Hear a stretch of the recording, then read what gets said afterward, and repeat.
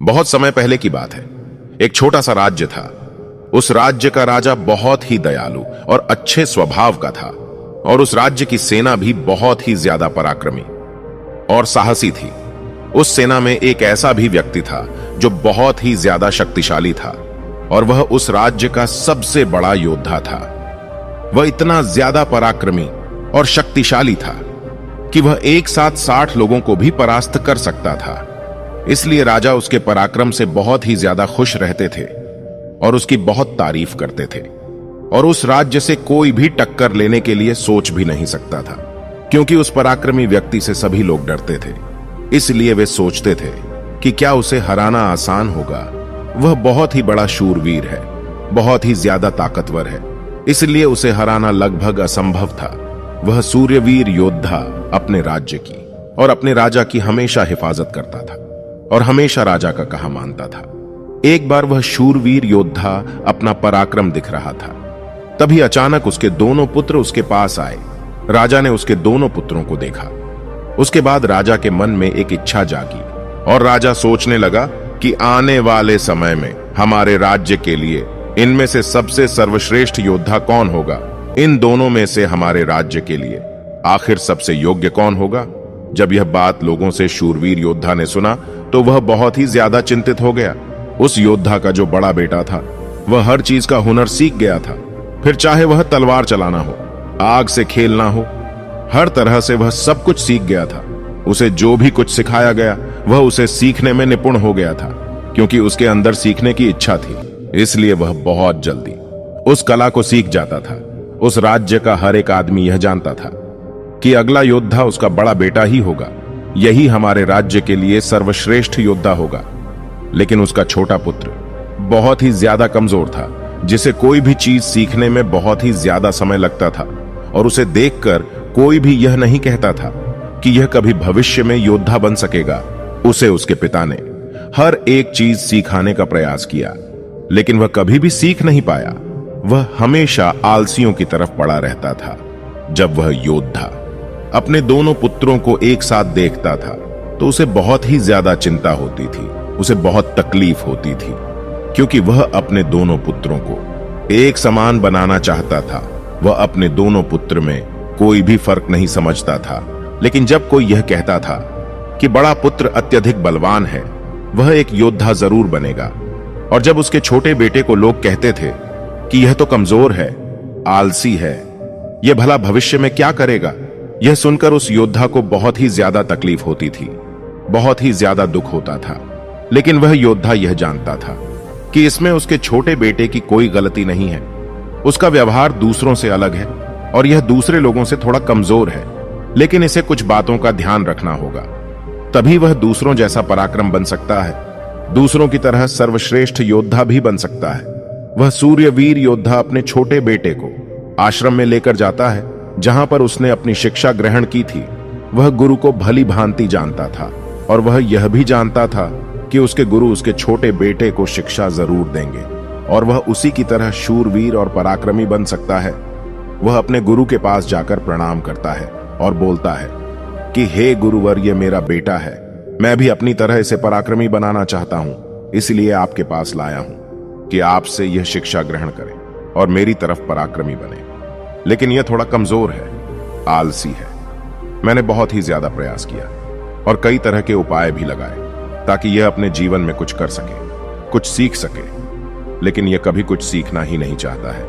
और मेरा बड़ा पुत्र पराक्रमी है, शूरवीर है, सभी कलाओं में निपुण है। इसलिए गुरुदेव, मैं चाहता हूं कि मेरे बड़े बेटे की तरह यह भी पराक्रमी बने, क्योंकि मैं दोनों बेटों को एक समान मानता हूं। इसलिए मैं चाहता हूं कि मेरे दोनों बेटे को बराबर का अधिकार मिले, लेकिन यह अपने आलस के कारण, अपने कमजोरी के कारण हमेशा पीछे रह जाता है। मैंने इसे कई बार समझाया, लेकिन यह है कि मेरी बातों को मानता ही नहीं है। उस योद्धा की बातें सुनकर ऋषि मुनि उस योद्धा से कहते हैं, मैं जानता हूं कि तुम्हारे पुत्र को क्या तकलीफ है। मैं इसे तुम्हारे बड़े बेटे की तरह ही बना दूंगा, जैसा तुम चाहते हो, लेकिन इसके लिए तुम्हें इसे कुछ दिन के लिए मेरे पास छोड़ना होगा। और मैं तुम्हें यकीन दिलाता हूं कि जब तुम इसे वापस लेने आओगे तो तुम्हें तुम्हारा यह पुत्र इस हालत में नहीं दिखेगा। इसकी जगह पर तुम्हें वह पराक्रमी और ताकतवर बेटा मिलेगा जैसा तुम चाहते हो। वह मुनि बहुत ही आत्मज्ञानी थे। उन्हें यह पता था कि उसके अंदर क्या तकलीफ है और उसे किस तरह से ठीक किया जा सकता है, उसे किस तरह से पराक्रमी और शक्तिशाली बनाया जा सकता है, क्योंकि आखिर वह एक ऐसे योद्धा का पुत्र है जिसे अभी तक कोई भी हरा नहीं सका है। बस उसे इस बात का एहसास दिलाना ही काफी था। उसके बाद वह योद्धा अपने छोटे पुत्र को वहीं पर छोड़कर अपने राज्य वापस चला आया। उसके बाद उस योद्धा का छोटा पुत्र गुरु का शिष्य बनकर उस आश्रम में रहने लगता है। वहां के सारे कामकाज करने लगता है। वहां पर वह सीखने लगता है और समझने लगता है। और इसी प्रकार कई दिन बीत जाते हैं और एक दिन सही समय आने पर वह मुनिवर उस योद्धा के पुत्र से कहते हैं, चलो आज मैं तुम्हें कुछ दिखाना चाहता हूं। इतना कहकर मुनिवर उस लड़के का हाथ पकड़ लेते हैं और उसे लेकर एक पहाड़ी की ओर ऊपर की तरफ चल पड़ते हैं। उसे पहाड़ी के सबसे ऊपरी छोर पर ले जाकर मुनिवर उस लड़के से कहते हैं कि आज मैं तुम्हें कुछ सिखाने वाला हूं और तुम्हें इसे ध्यान से सीखना होगा, क्योंकि तुम यदि आज ये बात नहीं सीख पाए तो तुम अपने जीवन भर कुछ भी नहीं कर पाओगे, कुछ भी नहीं सीख पाओगे और हमेशा लोग तुम्हें कमजोर, असहाय और बेकार समझेंगे और इसी दृष्टि से तुम्हें हमेशा देखा जाएगा। धीरे धीरे कई दिन बीत चुके हैं और अब तुम्हारे घर जाने का वक्त भी करीब आ चुका है। इसलिए आज मैं तुम्हें यहां पर लेकर आया हूं ताकि मैं तुम्हें यह सिखा सकूं कि तुम इस धरती पर आखिर क्यों आए हो, तुम्हारे आने का क्या कारण है। इतना कहकर गुरु उस लड़के को ऊपर की तरफ इशारा करके कहते हैं कि ऊपर ध्यान से देखो। उस चील को वह अपने पंजे में अपना नवजात शिशु रखा हुआ है। वह चील ऊपर की ओर उड़ता जा रहा था। वह इतनी ऊंची उड़ान करता था कि बादलों को पार कर बढ़ता ही जा रहा था और अधिक ऊंचाई पर जाकर वह अपने बच्चे को छोड़ देती है। वह बच्चा तेजी से एक पत्थर की भांति नीचे की ओर गिरता जा रहा था और वह जब तेजी से नीचे आने लगा तब उसने कई बार कोशिश की, कई बार प्रयास किया कि वह अपने पंखों को खोल सके, फड़फड़ा सके, जिससे वह हवा की उस रुख का फायदा ले सके, वह भी उड़ सके। लेकिन उसके कई प्रयासों के बाद ही उसके पंख नहीं खुल पा रहे थे और वह एक पत्थर की भांति तेजी से नीचे गिरता चला जा रहा था। जैसे जैसे वह नीचे गिरता जा रहा था उसकी मां भी ठीक उसके पीछे ही थी। उसने अपने पंजे से अपने बच्चों को फिर एक बार पकड़ लिया। उसके बाद चील एक बार फिर अपने बच्चे को अपने पंजे में दबाकर आकाश की ओर फिर से चल पड़ता है और ऊंचाई की तरफ उड़ता जा रहा था और फिर से ऊंचाई पर जाकर वह अपने बच्चों को छोड़ देता है। यह देखकर वह लड़का अपने गुरुजी से बोला कि गुरुजी, आखिर यह अपने बच्चों के साथ क्या कर रही है? आखिर लगातार इसी प्रक्रिया को क्यों दोहरा रही है? आखिर अपने बच्चों के साथ ऐसा क्या कर रही है? यदि उसके बच्चे को कुछ हो गया तो क्या होगा? तभी गुरुवर उस शिष्य का हाथ पकड़कर उस पेड़ की तरफ आगे बढ़े जहां पर उस चील के बच्चे रहा करते हैं और उस जगह को दिखाते हुए गुरुवर खुशी से कहते हैं कि इस जगह को ध्यान से देखो। ठीक इसी जगह पर पंछी और उसके बच्चे रहते हैं। तुमने एक बात और गौर की, हमें अनेकों फूल देखने को मिल रहे हैं जहां पर चील और इसके बच्चे रहते हैं, लेकिन चील के घोंसले के पास तो एक भी फूल नजर नहीं आ रहे हैं, क्योंकि फूल बड़े ही कोमल होते हैं और वह चाहता तो इस फूल के साथ अपने बच्चों को वहां पर रख सकता था। वह फूलों को अपने घोंसले में रखकर अपने बच्चों को उसके ऊपर रख सकता था, लेकिन यह वह जानता था कि फूलों में रहकर उसका बच्चा एक पंछी ही बनेगा। लेकिन जब वह कांटों वाले घोंसले में रहेगा तभी एक चील बन पाएगा और एक चील के बच्चे को हर तरह की यातनाएं बचपन से ही सहनी पड़ती है ताकि वह अन्य पंछियों की तरह कोमल ना बने, क्योंकि वह एक चील का पुत्र है और उसे चील की तरह अपना जीवन व्यतीत करना है। यदि वह बाकी पंछियों की तरफ बनेगा तो उसमें चील वाले भाव नहीं होंगे और ना ही उसे कोई चील का पुत्र कह सकेगा। ठीक इसी प्रकार तुम भी एक शूरवीर योद्धा के पुत्र हो।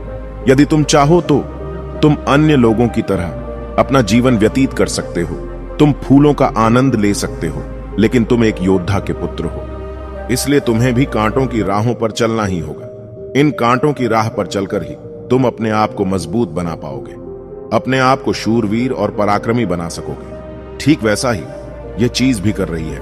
वह भी अपने पुत्र को पराक्रमी और शूरवीर बना रही है। वह अपने बच्चों को उड़ान भरना सिखा रही है। वह बार बार ऊंचाई पर जाकर अपने बच्चों को इसीलिए नीचे पटक रही है ताकि उसका बच्चा उड़ान भरना सीख जाए। जब यह चील किसी को जन्म देती है तो वह उसे वही सिखाना चाहती है जो उसने सीखा है। वह उसे एक चील होने का एहसास कराना चाहती है। यह सब सुनकर शिष्य उस गुरु के चरणों में गिर पड़ा और उन्हें प्रणाम किया और कहने लगा, हे गुरुदेव, मुझे अपने गलती का एहसास हो चुका है। मुझे पता चल चुका है कि मैं एक शूरवीर योद्धा का पुत्र हूं और मुझे अपना जीवन इसी तरह से जीना है। उसके बाद गुरु और शिष्य वापस आश्रम लौट जाते हैं। वहां पर पहुंचने के बाद वह गुरु अपने उस शिष्य से कहते हैं, मैं तुम्हें कुछ ऐसी बातें बताने जा रहा हूं जिसे तुम्हें अपने जीवन में उतारना होगा। यदि तुम इन बातों को अपने जीवन में उतार लेते हो और इसे तुम्हें अपने जीवन भर याद रखना होगा, जो कुछ तुमने अभी उस चील से सीखा है वह तुम्हारी एक ऐसी सिख है जिसे तुम्हें कभी नहीं भूलना चाहिए। लेकिन तुम एक चील नहीं हो और चील की बच्चों की तरह तुम ज्ञान को भी अर्जित नहीं कर सकते। आखिर तुम इंसान हो और तुम्हें इंसानों की तरह ही अपने शरीर को बनाना होगा। आज मैं तुम्हें कुछ बातें बताने जा रहा हूं जो तुम्हें अपने घर जाकर करनी होगी, जिससे तुम एक पराक्रमी योद्धा बन सकोगे और अपने शरीर को स्वस्थ रख पाओगे। तुम्हें सुबह जल्दी उठना होगा। 6 से 8 घंटे की नींद तुम्हारे लिए महत्वपूर्ण है। इससे ज्यादा कभी मत सोना। सुबह जल्दी उठकर तुम्हारा जो हुनर है उसका अभ्यास करना। जिस प्रकार तुम्हारे पिता एक योद्धा है, वह सुबह सुबह अपने सभी हुनरों का अभ्यास करते हैं, ठीक उसी प्रकार तुम्हें भी करना है, जिसे करने से तुम्हारा शरीर पूरी तरह से स्वस्थ होगा। और जितना तुम अपने शरीर को स्वस्थ रखोगे, उससे भी ज्यादा तुम अपने अंदर की शक्तियों को सामर्थ्य बना पाओगे। और तुम्हें एक बात और याद रखनी होगी, जितना तुम्हें अपने ऊपर के शरीर का ध्यान रखना है, उतना ही तुम्हें अपने भीतर के शरीर का भी ध्यान रखना है, अर्थात अपने मानसिक शक्ति का भी तुम्हें ध्यान रखना है। इसे भी बढ़ाना होगा और यह मानसिक शक्ति तुम्हें ध्यान करने से मिलेगी, इसलिए हमेशा ध्यान करना। इसे भी बढ़ाना होगा और यह मानसिक शक्ति तुम्हें ध्यान करने से मिलेगी, इसलिए हमेशा ध्यान करना। हमेशा सुबह उठकर प्राणायाम करना। एक सबक और याद रखना, अगर तुम सुबह कभी जल्दी नहीं उठ पाते हो, अगर तुम इस आदत को नहीं अपना पाते हो, जिस दिन तुम उठने में लेट हो जाओ, अर्थात जितना समय तुम देरी से उठो, अपने शरीर पर उतने ही कोड़े मरवाना। जब यह क्रिया कम से कम 5 दिन करोगे तो तुम खुद ही अपने आप में वह बदलाव देख पाओगे।